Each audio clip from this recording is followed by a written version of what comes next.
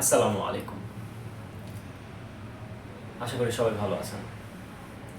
তো গতকাল 26শে মার্চ মহান স্বাধীনতা দিবসের কুচকাওয়াজের পর থেকে সোশ্যাল মিডিয়া একটা জিনিস আলোচনা চলছে যে বাংলাদেশের সামরিক শক্তি বহির্বিশ্বের সাথে তাল মিলিয়ে কতটুকু অগ্রগতি হয়েছে। তো স্বাধীনতার পর থেকে এই পর্যন্ত অত্যাধুনিক বাংলাদেশের কোনো সামরিক সরঞ্জামাদি নাই বা কেনার শুধু এই অন্তর্বর্তী সরকার থেকে শুরু হয়েছিল যে অত্যাধুনিক সমরাস্ত্র ক্রয়ের জন্য প্রক্রিয়া।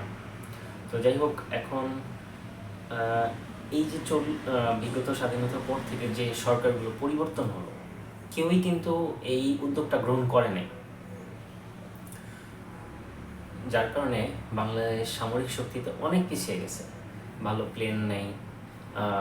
এখন বর্তমানে যে দেখছেন যে রাশিয়া, ইউক্রেন, তারপর এই তো ইরাক,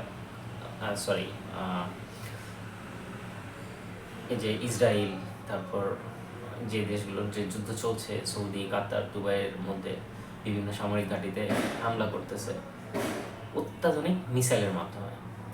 বাংলাদেশে এই ধরনের অত্যাধুনিক দূরপাল্লার কোনো মিসাইল বা ক্ষেপণাস্ত্র নাই। এই ধরনের এই যে উদ্যোগগুলো আমরা গ্রহণ করি নাই, আমরা যে কতটুকু পিছিয়ে আছি। আমরা কিছুদিন আগেও ভারতের বিরুদ্ধে আমরা স্লোগান দিয়েছি, ভারতের সাথে যুদ্ধ করার জন্য প্রস্তুতি নিয়েছি। ভারত তো সামরিক দিক থেকে আমাদের থেকে অনেক এগিয়ে আছে, আমাদের কিন্তু তা নাই। তো এই যে সরকার একের পর এক পরিবর্তন হলো, ডিজিটাল দেশ উন্নয়ন হলো, তো আমরা কি পেলাম?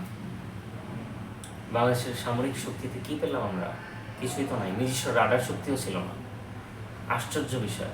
অথচ ডিজিটাল উন্নয়ন করছি আমরা। এখন এত ডিজিটাল হইতে হতে আমাদের কোনো নিজস্ব কোনো কিছুই নেই। তো যাই হোক, আমরা এখন বর্তমান সরকারের কাছে আহ্বান করব যে বাংলাদেশকে সামরিকভাবে কীভাবে শক্তিশালী করা যায়। কারণ বলা যায় না কখন কোন দিক থেকে কি হয়। তারপরেও প্রত্যেকটা দেশই কিন্তু নিজস্ব প্রক্রিয়া বা একটু